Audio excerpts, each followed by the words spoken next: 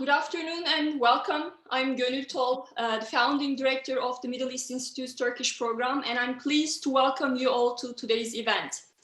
Today's webinar is the inaugural event for Turkish Studies Voices from Turkish Politics series, which is a platform for prominent figures in Turkish politics. And our first guest is Professor Ahmet Davutoğlu. He doesn't need an introduction. He has played a critical role in Turkish politics for many years, serving as the foreign minister and the prime minister. But today he has joined us as the leader of a new party, Future Party, which he launched late last year. Professor Davutoğlu, thank you for joining us today. Most welcome. Thank you very much for this opportunity. Gönül Hanım, thank you. Well, I would like to start with a recent development that has drawn from around the world. Turkish President Recep Tayyip Erdoğan has ordered the Hagia Sophia Museum, one of Istanbul's most famous landmarks, to be converted into a mosque. And for our viewers, it was built as a church by the Byzantines in the 6th century and then converted to a mosque under the Ottoman Empire and then turned into a museum by the Turkish leader Atatürk. So it's widely regarded as a symbol of peaceful religious coexistence. And you have, Professor Davutoğlu, underlined this in your remarks as foreign minister, as prime minister, and as late as last month, you said the government should not use Hagia Sophia as political leverage. Yet you endorsed Erdoğan's recent latest decision. So what changed your mind? In fact, nothing has changed in my mind. First of all, as an intellectual, as someone who wrote a book on cities and civilizations, in which I had a lengthy chapter on Istanbul and Hagia Sophia, I am an admirer of Hagia Sophia, and it is a human heritage. And like all human heritages, it should be well preserved. This is a legacy to us, not only as a Turkish citizen, as an intellectual, as someone who respects all religious traditions. I defended, and I am always defending, to preserve this character of Hagia Sophia.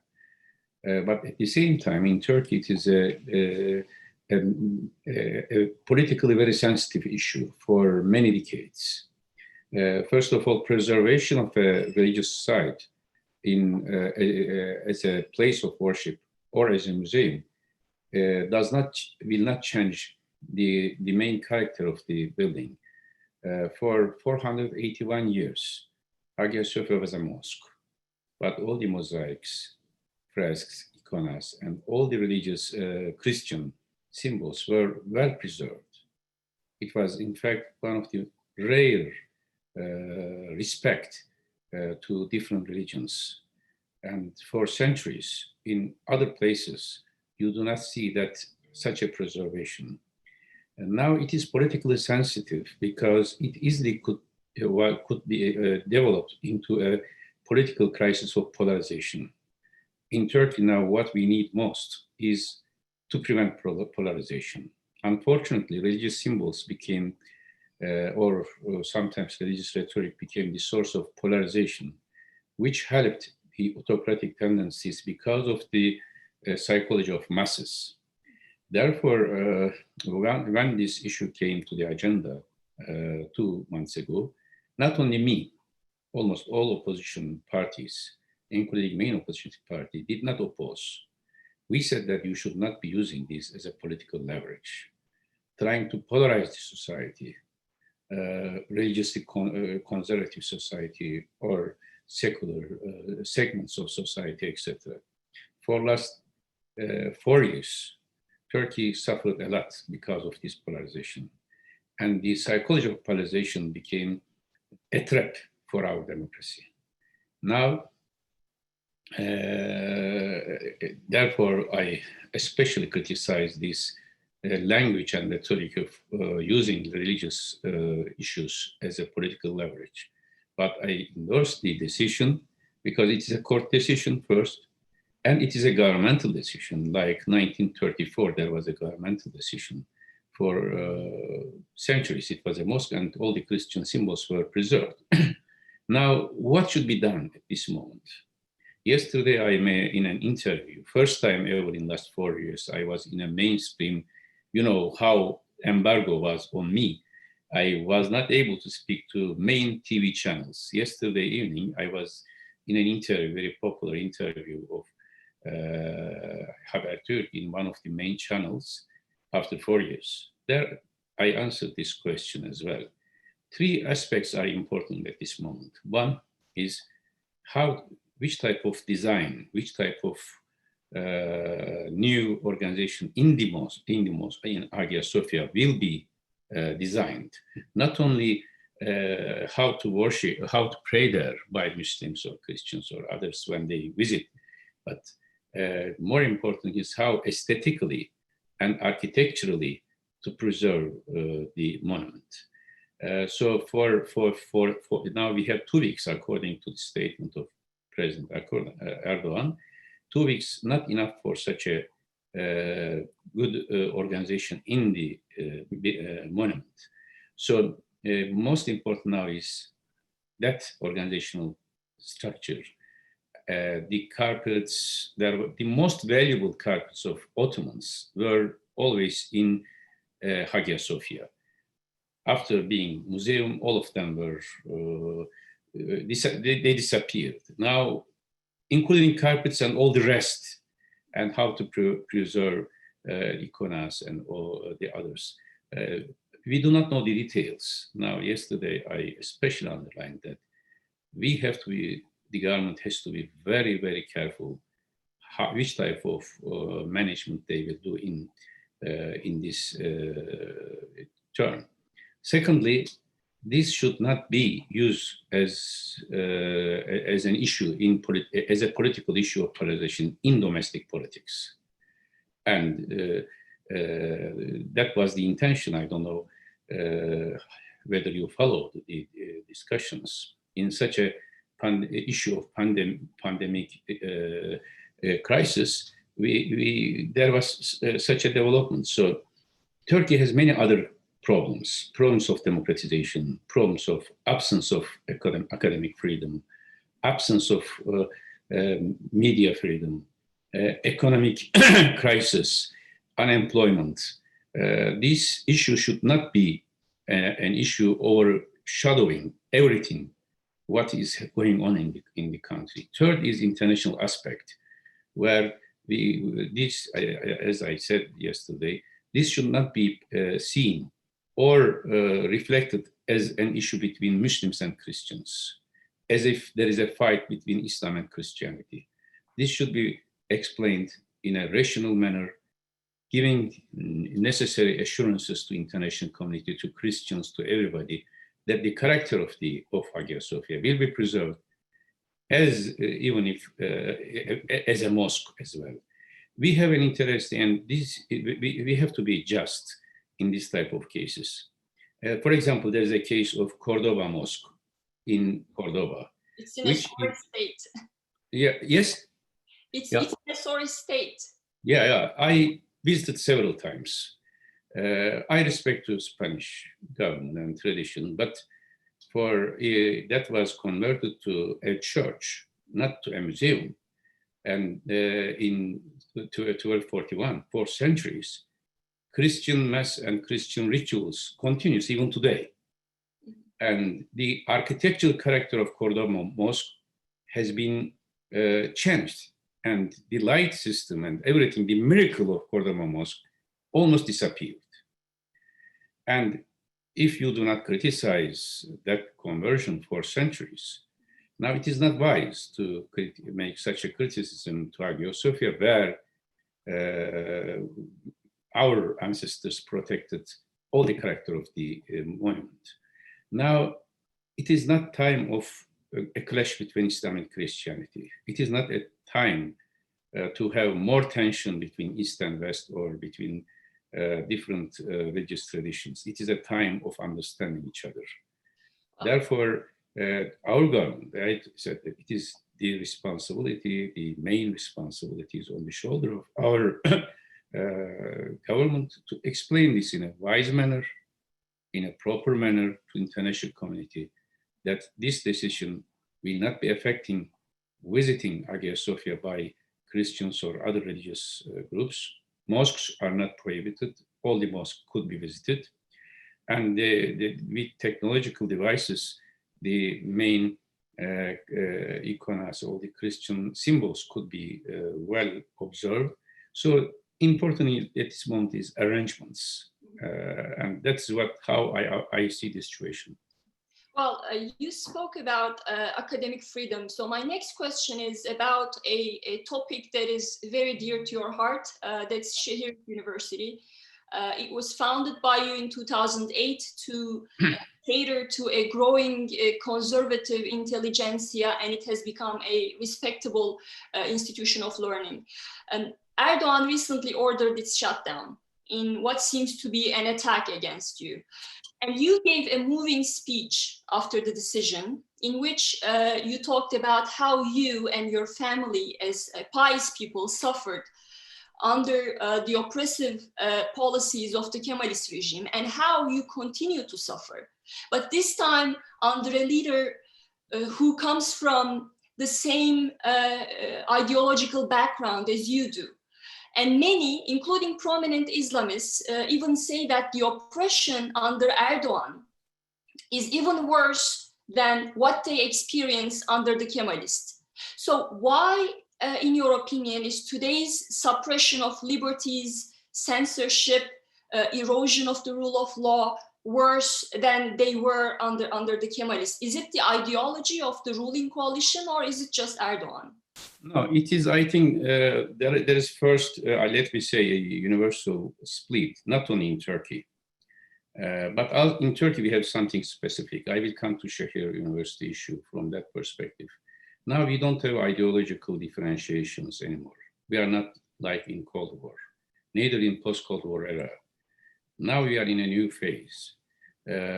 Politics now everywhere. I don't know whether you have seen, I recently published a book, Systemic World Order, Systemic Earthquake and World Order, published by Cambridge University Press in January and translated to Turkish recently. There I tried to analyze the new politics everywhere in the world. Now we are not anymore rightist, leftist, socialist, liberal. There are 5 basic differences of point.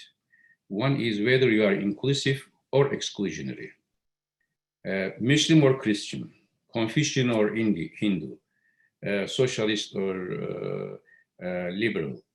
Either you are inclusive or exclusionary, exclusive. Inclusive democracy versus exclusive populism. In Turkey now we have this separation. Those who are defending inclusive democracy somewhere. There are some of them are conservative, some of them are nationalist, some of them are secularist. That is the main separation of point. Second is whether you are following a value-oriented politics or identity-oriented politics. If you are respecting to intellectual freedom, academic freedom, you are somewhere together with those who are fighting or those who you were rivaling against them in 1980s or 70s. In the case of Sehir University, why it has disturbed some people in Turkey? Because values were more important for Sehir University. And Sehir University was almost the only university where socialist, leftist, rightist, nationalist, Islamist, all of them were together under one umbrella. And that was the ideal of those of my friends who established the university. Yes, it didn't belong to me. It was belonging to a generation for the last 4 decades. We worked together to create a new intellectual prototype. Who is that intellectual prototype is not just pro East or West, but more interdisciplinary approach. And against this identity politics in Turkish universities now, when you come, you can say this is a more conservative university, this is more liberal university, but especially academic staff are not mixed. Sehir University was an exceptional one, where the leading social scientists like Sherif Mardin, like Kemal Karpat, like Engin Deniz Akarlı, they were teaching there as leading historians, leading sociologists, from socialist background, from secular background, from nationalist background, together with a new batch of academicians, new growing academicians. It was a very fertile climate in the sense of new approaches. Some people were disturbed because they want to have a polarized intellectual atmosphere in Turkey. For Erdogan, this was a threat because it was against his main approach to universities or academic freedom. And third is the separation of point is freedom versus security. I mean, throughout of my life, even when I was chairman of AK Party, I always defended a balance between freedom and security. And I in my new book, I underlined that the political legitimacy based on this balance. If a regime says to his citizens, I can provide you security, but you have to accept some sort of limitation on your freedom, this is autocratic regime. If someone says, okay, I can give you freedom, but I cannot provide you security, that is a chaotic regime.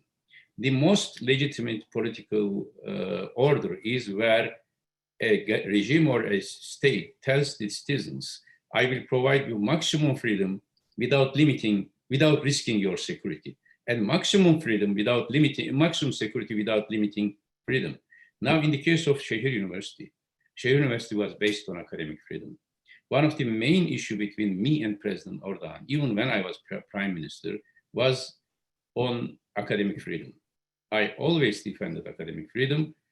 Sometimes I criticized certain academicians in an academic way or political way, but the most important reference for me is academic freedom. So right on that question, I mean, you cast yourself as a democratic alternative to Erdogan, but you played a critical role in building his authoritarian regime. Universities were shut down under your watch. Hundreds of academics lost their jobs. They were sent to prison, banned from public service for life for signing a petition calling for a restart to peace negotiations with the PKK. And you were the prime minister and publicly defended the government's move. So what do you say to those who do not find your promise to build a more democratic future for the country credible?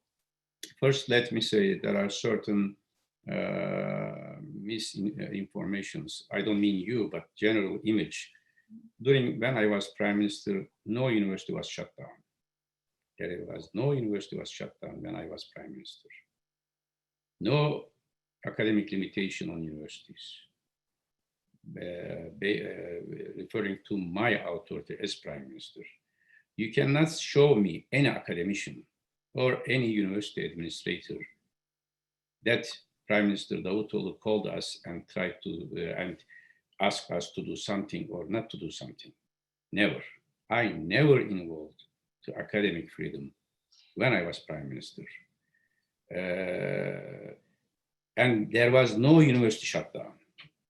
All those universities you mentioned, having linkage with FETÖ organization, they were shut down after 15th of July coup attempt. So this is, first of all, difference. Secondly, about this petition by academicians. If you go back to the discussion in Turkish political system before, I am always saying that before some people say, do you want to go back to parliamentary system before this presidential? I am saying no. We are not trying to go back to that parliamentary system. It was a spoiled parliamentary system. And today we are having a spoiled presidential system. There was no genuine parliamentary system. So the main power was given to presidential office, not only to Erdogan, before it was given to Caesar, to Ece, to Evren, Demirel, etc. So there was always a dispute between Prime Minister office and presidential office. Regarding the petition, yes, there was a threat against the public order in cities, and we had to fight against that one. But these were Yeah. academics, sir. I mean, they. I'm coming. I will explain that. And these academicians wrote a petition. When that declaration came out, my reaction was that I am against the logic of this declaration, but this is their right to say whatever they want. I never said that they committed a crime. And I openly said that I was against their arresting. The arrest order never came from Prime Minister office, and it is not logical as well. And that was one of the main difference of opinion between me and President Erdogan at that time, and that was known by public everywhere. Sometimes when you run a state, you have to act wisely and calmly. I openly said I disagree with these academicians. I disagree with their language and their logic, but it is their right to say whatever they want. That was my position. But so this is, sir, on January 14, 2016, you were speaking at a technology forum and you said, and I quote, "It's really very saddening that some of our academics have signed such a declaration while we are fighting terrorism. And every day we are fighting against international terror such as Daesh and against the separatist terrorist organization that kills civilians in dormitories, including a 5-month-old baby. We are working to secure the life and security of our citizens." So you weren't really defending their right to speak up. And just before giving the floor back to you, another example that I'm personally familiar with, here in DC, it's widely thought that the Institute of Turkish Studies, which is an independent academic organization based at Georgetown University, had its trust fund terminated based on your decision when you were Prime Minister in 2016. The organization did great work. It provided funding to American scholars, and over its 35-year life, it helped increase our knowledge of Turkey and the Ottoman Empire. And yet, you played a role in that. So that's... Again, misinformation, Gonul Hanım. About the first statement, you made reference to my statement. If academicians have the right to criticize us, we have the right to criticize other academicians. So what I am saying that, do I say that it is a criminal act, they should be arrested, they cannot speak like this? No, I say I disagree with them. Even today, I disagree with them. I disagree with their language. They had to respect the rights of Kurdish citizens in southeastern Anatolia in certain cities when they were suffering by PKK terrorists. They do not raise their voice. When they are digging blocking the ways, preventing them to go to schools, children, attacking hospitals. And as an academician, even if I wasn't in government, I would criticize certain issues, but in a balanced way. And this is my criticism. But I never said that these academicians should be arrested. I never ordered that. The opposite. When they were arrested, I said, this is wrong. They should not be arrested. Even before that, when FETÖ organization, for example, Büşra Ersanlı case, I openly said that Büşra Hanım I know her, she's not terrorist. So I defended academicians everywhere. So if you were an academic, what you said you could get away with saying those things. But you were the Prime Minister, and these hundreds of academics, they have been charged, they've been sent to jail, and several of them convicted. Hundreds were dismissed, forced to resign from their job. So you were the Prime Minister. So that's why instead of just sitting back and saying maybe you were the one who was making policy. So if I endorsed those decisions, I would say openly. I openly said that I disagree, but I cannot order to judicial system. If you believe in separation of powers, I am not the one who should decide who is guilty, who is not. I can only say I disagree with. I do not endorse their arrest, and I said this. But I cannot impose anything on judicial system. If I impose, then it means I am acting as an authoritarian leader. So there was rule of law in 2016 in Turkey. 2016, from my perspective. Mm-hmm. And I disagree. President Erdogan openly supported their arrest, and I openly disagree with their arrest. And therefore I say spoiled presidential parliamentary system. The power was not purely in my hand. Mm-hmm. And an elected president, an elected prime minister at the same time. And in fact, if you check why I had to resign from prime minister position after winning a victory, electoral victory of 49.5%, the highest vote ever in Turkish democracy, I had to resign after 6 months. If I endorsed all of these things, I could have stayed as prime minister. Why this? What was the main point of difference? One of them was the issue of freedom, academic freedom, media freedom. Another one is law of transparency. Another one is political ethics law. Another one is construction law, anti-corruption law, etc., etc. These were the main differences why I had to resign. You can ask to any democratic leader whether they will opt to resign from the office because of these principles. Mm-hmm. And Gonul Hanım, you know much better. 4 years I was under pressure. There was no any channel I could even speak my voice, raise my voice. Why did I accept this life? I could have stayed as prime minister in a autocratic, more authoritarian character. I could have stayed. Why did I resign? Why did I take so much risk?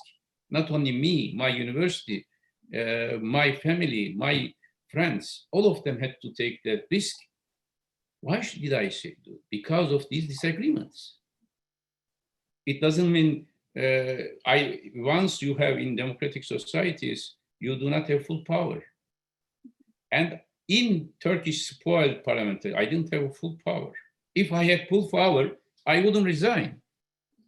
I would fight back, but I realized it would be impossible for me to respect my principles, personal principles, which makes politics meaningful for me. Therefore, I had to do something. I think those who are now living in Turkey, they know this difference. 4 years, I had to, I was attacked by all trolls and everybody. And the main reason was freedom of academic freedom. The main reason was transparency, political ethics, etc. If I endorsed all these things without any struggle in the system, I would continue. So I did everything possible. So what is the first thing? What is the first thing that you would change to build a functioning democracy? The very first thing. Freedom of thought. Mm-hmm. Today, my new party, Future Party, in last 8 months now, and 3 months, we were not able to travel. We were at home using Zoom technology, even for party meetings. Now we organized our branches in 63 out of 81 provinces and 260 districts. And we started our congresses. And all of my deputies are on the ground now. They are calling me from every city. The main thing people want today, there is economic problem, there is unemployment. All of them are burning issues. But the most important is the fear, psychology of fear. Without changing psychology of fear, you cannot even address the issues. In last 4 or 5 months, I think everybody agree that the direct, more open and direct opposition and sometimes high criticism came from me personally, because as a former prime minister, I know very well that if I am scared of talking, nobody can have courage to talk. Many people today in Turkey say that the most effective opposition comes from Future Party and from former Prime Minister. Yes, it is true. Every week I am criticizing whatever is wrong. The first thing I will change is ending psychology of fear and creating a new psychology of hope. Without hope, you cannot make any change. Yesterday in that interview, first time ever, as I said, in 4 years' time, I said, now I always believe in evolutionary change in politics, in academic life. But now in Turkey, we need to have a more revolutionary steps to be taken, especially in the field of freedom of thought, freedom of media, academic freedom, etc. Then you can discuss issues in a very open manner. Second issue, which we have to address, is to establish a trust. First, absence of fear. Second is trust to the system. People today do not have trust to judicial system or to governmental system. Building a trust. Third, justice. Rule of law. Once you are being called to the police station or to the court, you should not be scared if you are not guilty. But today, many people, even at their home, they feel that anytime they can face an accusation. This is the problem. Then next is political ethics. And of course, with all this structural change, you can create a new reform in economic life. Economy is in an ecosystem. Economy, in that sense, should be restructured, reformed, based in their linkage with politics, law, ethics, and everything. So there is a change, there is a need of change in a full comprehensive change towards inclusive democracy, which I call. Well, speaking of revolutionary thinking, the need for revolutionary thinking, I want to talk about an issue which, in my opinion, could use some revolutionary thinking, and that's the Kurdish question. I think it remains one of the greatest obstacles to democratic consolidation in Turkey. And the government launched 2 Kurdish openings. You were the foreign minister and later the prime minister at the time. And those openings failed miserably. So what are the lessons you have drawn from those failures? If you were to become the president, what would you do differently to make sure the opening succeeds? It is very interesting. Last week, I had 2 sessions, Zoom sessions. One was with intellectuals, journalists, basically from Kurdish origin in Turkey, in Diyarbakır, DİTAM organization. They were always critical to us, to me personally, and we had a very lengthy and very fruitful discussion. Secondly, by DPI in London, again, more Kurdish origin intellectuals, academic institution. There I also shared my views.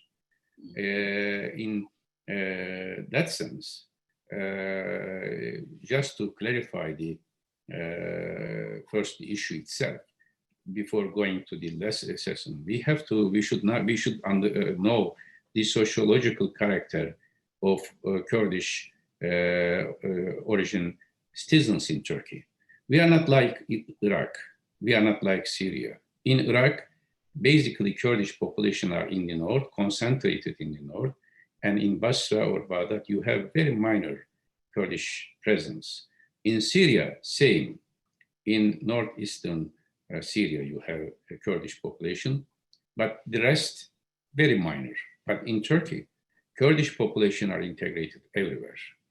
And today, if you ask me, which city is the city of Kurdish speaking, the biggest Kurdish speaking city is not Diyarbakır or not Erbil. The biggest Kurdish speaking city is Istanbul. So we are not facing a regional issue in Turkey. We are not facing just a segment of the society, and mixed, very merry, the mixed marriages are very high. So what is, from that point, how we should go? Yes, I supported solution process, what we call in 2013. I was chief advisor 2005 Diyarbakir speech by Erdogan, I supported, and I was one of the persons who wrote that speech, contributed to that speech. And in 2013, I was Minister of Foreign Affairs again. Although I was minister, I went to Diyarbakir and I supported the solution process. And I also had special relations with KRG. All of KRG leaders know me very well. And in 2008, when Turkish KRG relations were almost cut off, I went to Erbil and to Baghdad and to re-establish this relation with KRG, with Mesut Barzani, Celal Talabani, and Turkey as chief advisor, like some sort of conflict resolution mechanism. And 2013, I was Minister of Foreign Affairs. Again, I supported. When I became Prime Minister, I supported and I did everything for the success of solution process. Why do you think it failed? It failed because of PKK's not fulfilling their promises to withdraw armed groups, terrorists from Turkey. In 2013, the agreement was based on that PKK would pull out of Turkey all the armed groups in June 2013. That was the main agreement. But yes, they were expecting the government to hold its end of the deal, which was to start. No, this is not case. The agreement, we know, everybody knows, all the observer knows very well that the agreement was 2013 June. All the armed groups were pulled out. They would be in Iraq.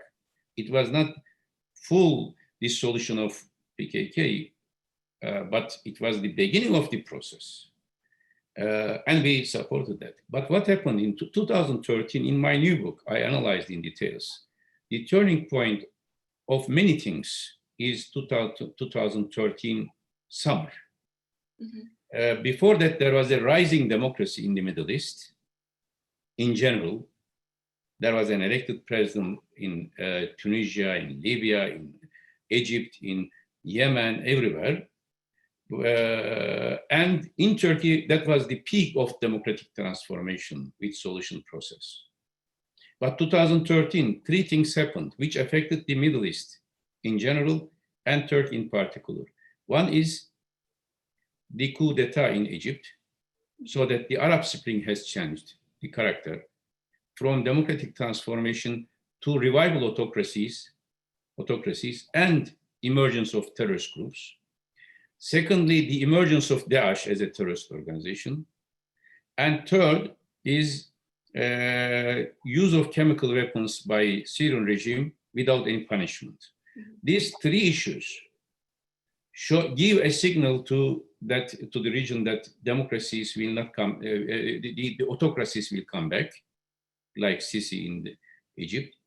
And there is a terrorist threat, Daesh, not only a risk in Iraq, but a risk against Kurdish people in Iraq, Syria, and against Turkey.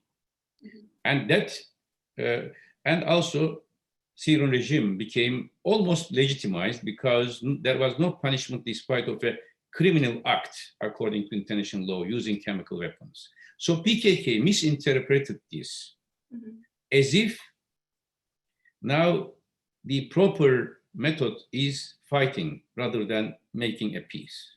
Mm-hmm. Therefore, they didn't pull out their militia, their terrorist groups. Instead of that, inside Turkey, they tried to dig the roads, block the ways, control the small cities like Cizre, like Şırnak or Silopi, etc., and also even in the center of Diyarbakir.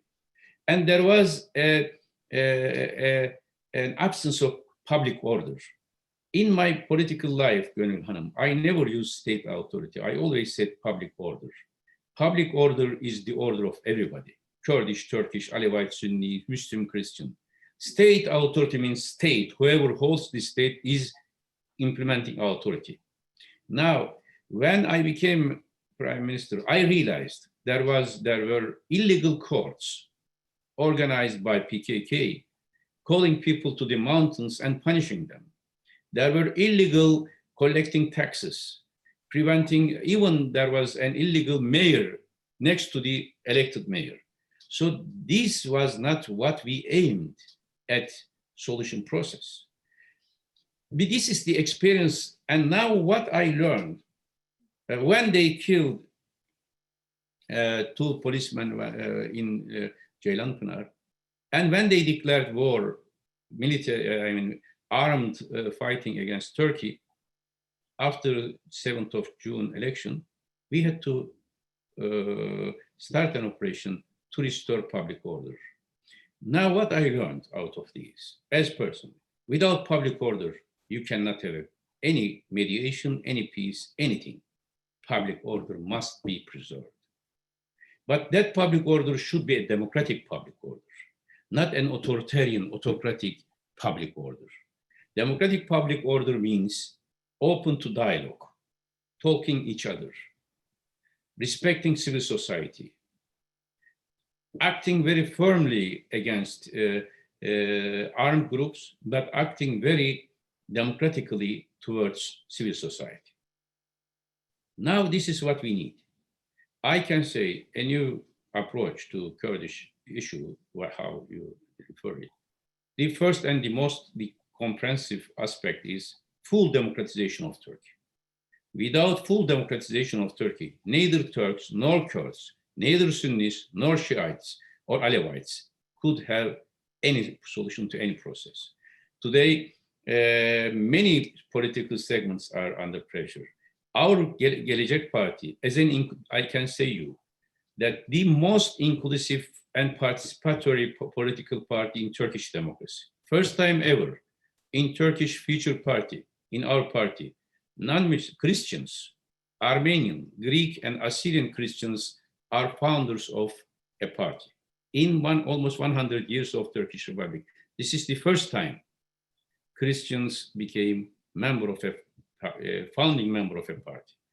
First time ever, a leading Christian intellectual, an Armenian, especially an Armenian leading intellectual, my close friend, Etienne Mahçupyan, became deputy chairman of a political party.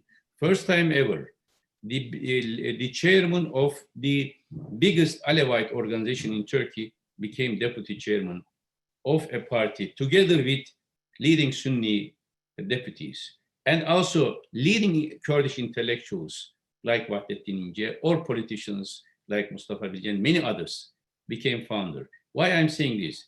What we need is a comprehensive democratic transformation first. Without that, you cannot refer to any issue of Kurdish or Alevites. Alevites have their own problems as well. Second is special issues to Kurdish population, special issues like respect to Kurdish language. Mm-hmm. That is in our program, party program. Kurdish language, like other languages in Turkey, are the authentic languages of this country. Decentralization, some form of federation. What would you say on that? That is, when I became chief advisor, in 2003, one of the basic responsibility was foreign policy. The second one was public administration reform. But I was very busy in foreign policy. Ömer Dinçer, who was the chairman of the board of Sehir University and former minister of education, he was in charge of decentralization and public administration reform. And it was a great success. Therefore, Ömer Bey was attacked by all the status quo-oriented people. We made a huge reform there. But again, what we learned from the lesson, without proper political maturity, you cannot implement this. Everybody knows in Diyarbakır, in Mardin, in Van, everywhere, the mayors during that solution process time, there was one mayor, elected mayor, who is accountable legally, but there was someone, his driver or his servant, appointed by Kandi, by PKK, but that mayor, elected mayor, was asking everything to him to be decided. So this is not decentralization. Therefore, I say public order. So elected mayors or the elected provincial administrations they have to have their autonomy, not only from central authority, but also from Kandil or any other organization. Without having such a municipal administration, it is difficult to make this decentralization, because decentralization does not mean giving up rule of order. Decentralization does not mean giving the authority to an unknown circus of a terrorist group. And decentralization does not mean, like in Syria, you will have cantons and there will be no accountability, and you will, in Syria, even the opponent Kurdish groups were oppressed by PKK. So therefore, we are in favor of EU standard decentralization, basic EU regulations. We agree with that, with a proper public order understanding. So you spoke about the inclusiveness of your new party. So final question on this topic, and if you could answer very briefly, would you be open to a coalition with HDP? In principle, I say I am against this type of alliances in this system. Alliances in this system distorted the characters of political parties. Like AK Party today is more MHP rather than real AK Party 5 years ago. And even MHP, many of them are they are being disturbed by corruption and others, but their character has also changed. So therefore, our first aim now, Gonul Hanım, is to establish our party in an inclusive way.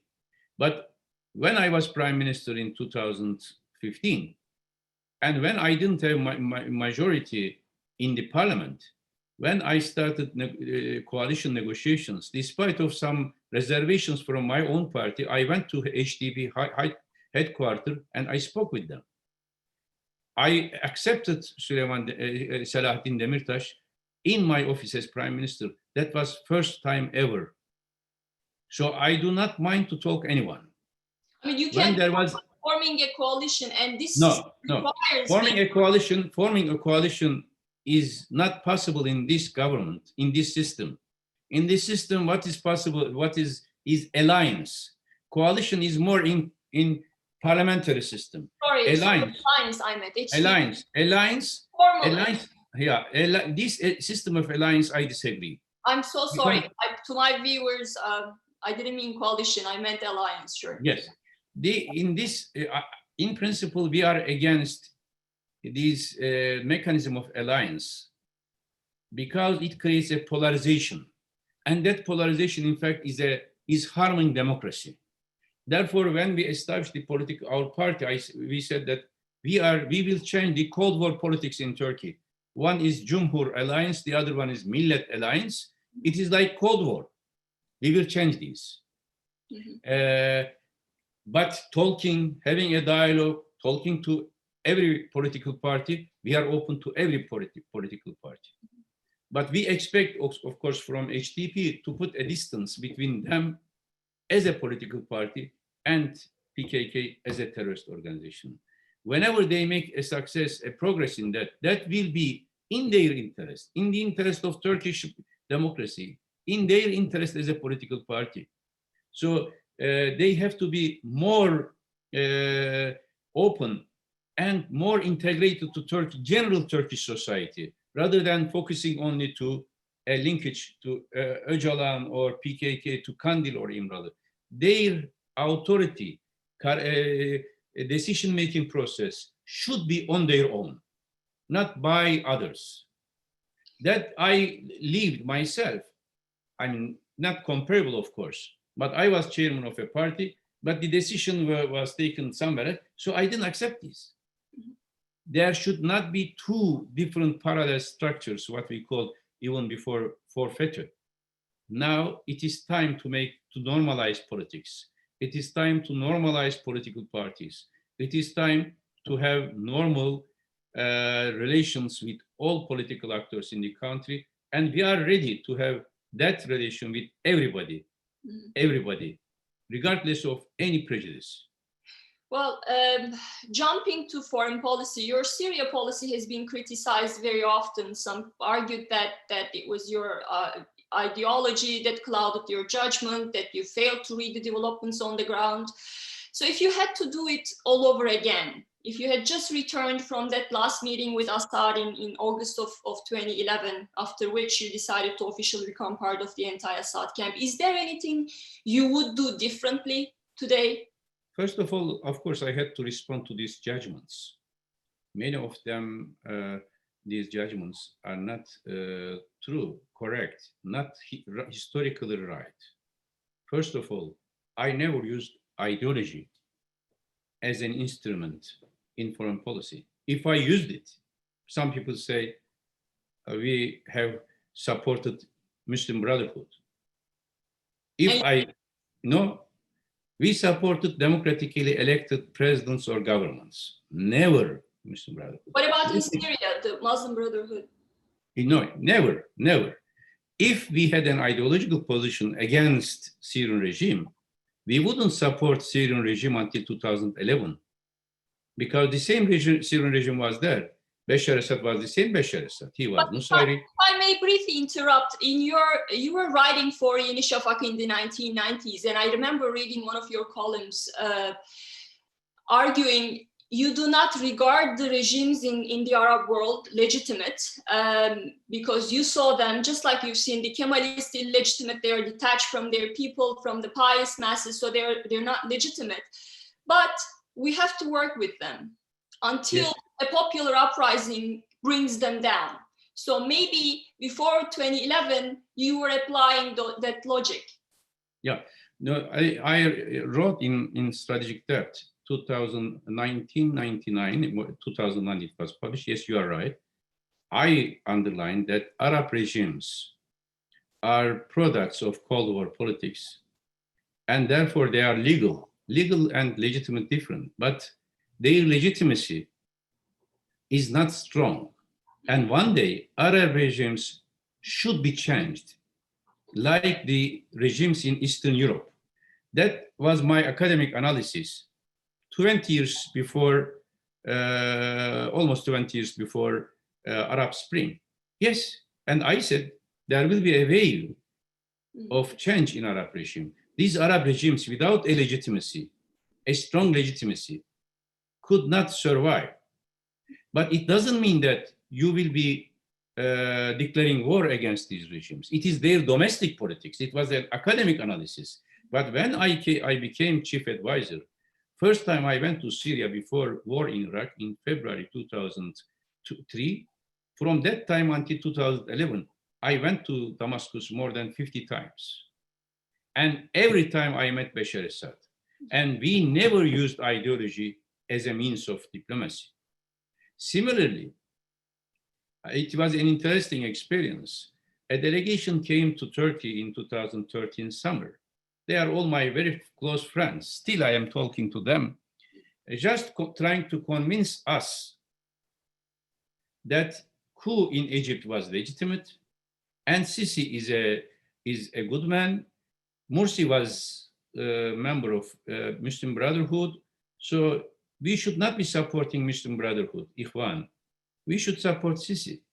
And there should not be a crisis between Turkey and the new coup regime in Egypt in 2013, July. The chairman of the delegation was Iyad Allawi, former Iraqi prime minister, and Fuat Signora, former prime minister of Lebanon, was there. Former Jordanian prime minister was there. Amr Musa was there, just to try to convince Turkey not to criticize coup in Egypt and not to be with Muslim Brotherhood. I asked a question to them, first to Iyad Allawi. He is my very close friend. I am still in touch with him. I told him, Iyad Bey, we called each other Bey, as you know. When you won the election in 2009 in Iraq, who supported you? He said, Turkey supported, and you personally supported us. I said, were you a member of Muslim Brotherhood? No.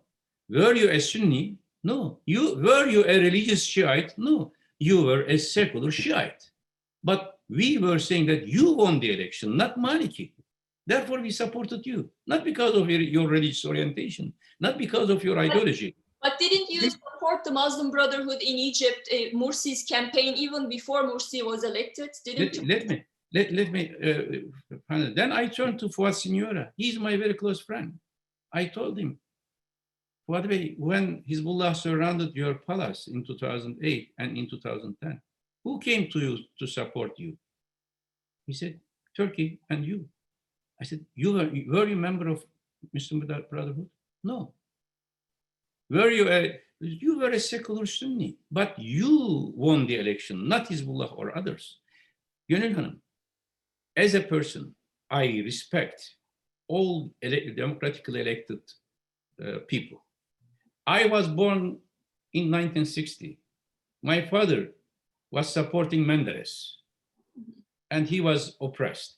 I was in 1959. In 1960, when I was 1 year old, there was a coup. From that time until today, I was always against coup. Whoever comes with coup, I'm against. Religious, secular, leftist, rightist coup, not important. This is the basic difference of point. Mursi, we had good relations with Mursi, yes, because he was an elected president. Before he was elected, though, I mean, didn't you share? No. Whenever I went as Minister of Foreign Affairs, before the election, whenever I went there, everybody knows that I met with everyone. Ayman Noor I met. I visited Christian Coptic churches. I visited everybody. I never made any difference. All Egyptians are our friends. Egyptian nationalists or Egyptian liberals, I met with all of them. I was meeting with President Mubarak and his administration. I know everybody. So we never made, but whenever after the election, yes, I went there and we declared support to Mursi. I told to Amr Musa in that meeting, I said, if you won the election, I knew Amr Musa 20 years before Mursi. I haven't met Mursi until he became president. So this is, today even this should be our position. To our surprise, unfortunately, Western democratic states did not support democracy, new democracies in the region. They didn't only support Egyptian new president, but also they didn't help Syrian peaceful democratic opposition properly. They didn't support in Libya and many other places. Even today, in Libya, national accord government recognized by UN was not supported by some democratic European countries. This is the main problem in Syria or in Libya or in the region. We never used ideology as an instrument. That's my final. If I used ideology, I wouldn't be developing best relations with Serbia. My relation with Serbian leaders were excellent with President Tadic. And I was the mediator between President Tadic and Haris Silajic in 2010. And we resolved all pending issues between Serbia and Bosnia and Herzegovina. If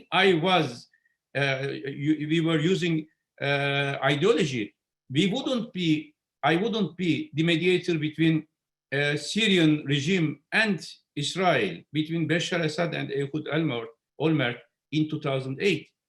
For me, most important is establishing peace. Neither Assad was Ikhwan, nor Ehud Olmert was Hamas or others. But we wanted to have a peace between Syria and Israel. If that was achieved, unfortunately, US and others didn't support that process properly. Today, we would be having a different Middle East. So our vision of Middle East is a new, peaceful regional order. So going back to Syria, what would you do differently today? Or would you do anything different? No, we did our best. But we had different phases. First phase is to develop with Syria such a good relation so that Syria would be integrated to Turkey and through Turkey to Western democracies rather than to Iran or other. At that time, for Syria, Turkish option was better than other options.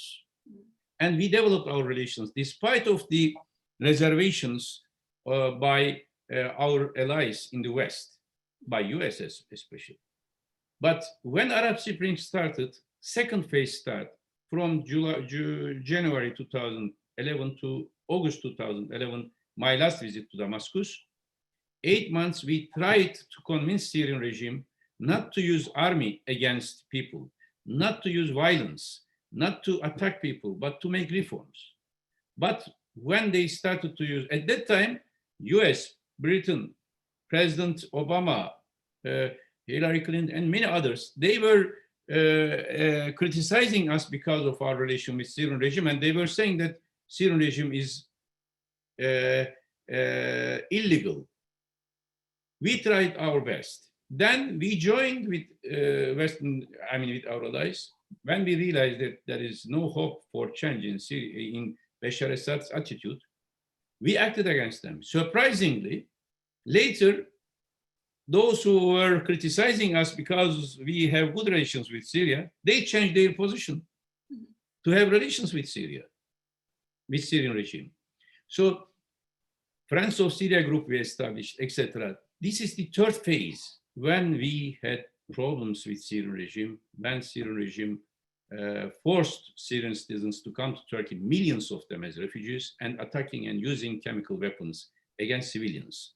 This is the challenge. In all these aspects, we did our best not to have a crisis in Syria, to control the crisis in Syria, and to protect civilians. Nobody can criticize Turkey or me when we hosted millions of Syrians without any problem, without any help from anyone.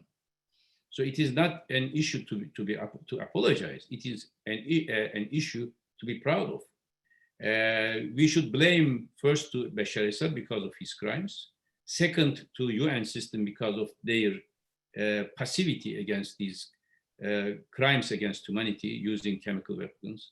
Third, those democratic allies who did not support new democratic systems in region, etc. And of course, terrorist groups, Daesh and others, we should have worked together against them as in an efficient manner.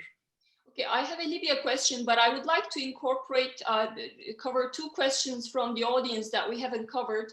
A follow-up question from Ellen Markowski, who says, he just wants you to clarify whether you think the closure of Gulen-linked universities were just or not. And he has a second question, which is, as president of Turkey, would you seek to abolish the laws, the hakaret laws, the laws that punish criticizing the president?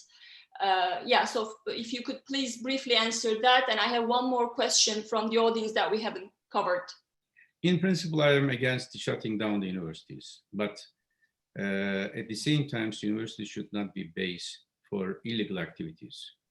And this FETÖ group, they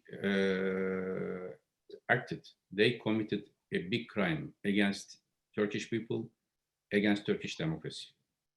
15th of July night, I was on TVs, national and international TVs. All of those who are now with me in Future Party, they were in the streets to defend democracy. We were defending democracy, not one person, not one party.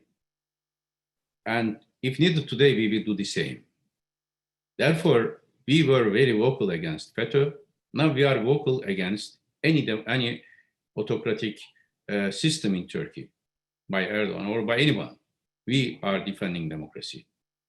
So the linkage between these universities and this group, as it was after my resignation, they shut down, but I don't know the real linkages, the judicial processes, whether it was properly linked or not.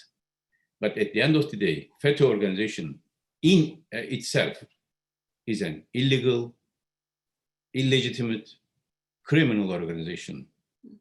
linking with certain coup d'etat attempt people in military, in police. This is basically to defend democracy. And today our purpose is to defending democracy. About the law criticizing president, you know, yesterday I was with Fatih Altaylı, you know, in Habertürk. Throughout his career as a journalist, he criticized me very harshly. Yesterday, when he started at the beginning of his interview, he said, I criticize Prime Minister Davutoğlu everywhere, every time. But he never, changed his attitude. He never accused me. He never went to the court, or he never called my boss and asking him anything against me. He was always tolerant to me. Because I was a columnist as well in 1990s, as you made reference. I am an intellectual. I am against any limitation in freedom of thought. If there is an insult, recently, for example, there was an insult against the daughter of President Erdogan. When Sehir University was shut down, same day there was such an insult, I defended daughter of president. Similarly, I defended wife of Demirtas, Selahattin Demirtas, Başak Demirtas. Same day, when she was insulted by certain people, I defended, and I not only defended, I called with my wife, Başak Hanım, together with my wife, Sara Hanım, we called Başak Hanım, and I told her, yes, your husband criticized me, and he was my rival, but you are a respected Turkish citizen and lady. If there is any attack to you, if there is any insult, be sure that we are with you. Anytime you can call me. So insult, we have to differentiate. Here, the problem is sometimes a normal criticism being seen as an insult. Mm-hmm. This February, there were certain insult against me and certain things, normal legal procedure. I gave up all the court cases. Even an attack, an organized attack attempt against my home when I was overseas by a group, I forgave everything. There should be a new political climate to change this attitude. Everybody can criticize political leaders, but this should be done without insult, without any insult to ladies, especially what I mean. This is unacceptable. So one question, Henri Barkey is asking if you could please speak about the July 2016 coup attempt. And he asks, do you think that Gülen is the only force behind it? How do you explain the fact that hundreds of generals were kicked out of the military? Were they all Gülenists? So that's his question. So many of them are Gülen. Many of them are Gülen people. We had certain intelligence report before as well, and later. I don't know how it was checked after coup d'etat attempt. I was not in government. But those who claim that it was not organized by Gülen, I think it is not true. They themselves made certain references before coup attempt. Some of their spokespersons declared 1 month before that there will be a change in Turkey. And their preparations, their linkages, so there is no doubt about it. So we have a few minutes. What is your take on Turkey's Libya policy? I support it, as I said. First, why do I support? First is for the stability in Libya. UN recognizing Libya National Accord government, Sarraj government. So there is a government there. And nobody should compare this with Syrian government. Syrian government used chemical weapons, and international community does not recognize Syrian regime in that sense as legitimate. But in Libya, there is a government, National Accord government. And in several international meetings, that government was recognized as the only legitimate government. And everybody should support that. And there is the other side. General Haftar is a very suspicious person in the sense of his political background. And all those who are supporting him, supporting for different national interests, not for the sake of unity of Libya or for the sake of democracy in Libya. If Haftar becomes leader in Libya, he will be another Gaddafi, even worse. Mm. Nobody can guarantee a democratically elected, democratically feasible Libya. But we know Sarraj, I mean, in the sense of international community, he's one of the equals. He's not like General Haftar, General Sarraj, or no. So now how to restore order in Libya? Stability of Libya is important for everybody. Mm-hmm. Then we have to support national accord government. And in that sense, of course, Turkey has the right choices, and international community also supports that. Mm-hmm. Who is supporting Haftar? Russia, Egypt, UAE, and France. But what is the legitimacy of that support? When Haftar was moving towards Tripoli, they were all silent. When Haftar started to be defeated, suddenly they woke up and accusing Turkey and others. This is not wise. This is not proper. I disagree with the existing government policy, foreign policy also in Turkey. But there is a legitimacy of having relations with Libyan accord government. Secondly, Eastern Mediterranean, or in general Mediterranean policy in of Turkey, yes, Turkey has the longest coast in Mediterranean without islands. The longest coast belongs to Turkey. But some circles in EU, Greece, Egypt, Israel, they want to have Turkey without having any access to Mediterranean. Just a touristic Mediterranean country having access to the base of Antalya Bay, swim there, but don't say anything on nature resources, neither in Mediterranean or in Aegean Sea. Be a landlocked country. No, this is not proper. This is not according to the rule of international sea. And this is impossible to be implemented.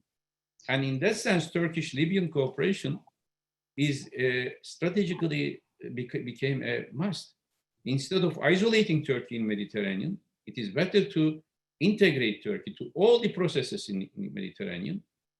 Do not exclude. And Turkey should be, in that sense, should be seen as a stabilizing factor rather than this destabilizing factor. But without that understanding, it is not wise to accuse Turkey just from the angle of division of Mediterranean by certain powers and excluding Turkey. This is realistically impossible, legally not appropriate. Well, Professor Davutoğlu, you have been very generous with your time. Thank you so much. This was a great Most welcome. We thank you very much for your time, and we hope to host you again. I don't see the faces of other participants. I wish to see them as well. Many of them I know for decades, but best greetings to them all. Well, thank you so much. Thank you. Most welcome. Most welcome. Thank you.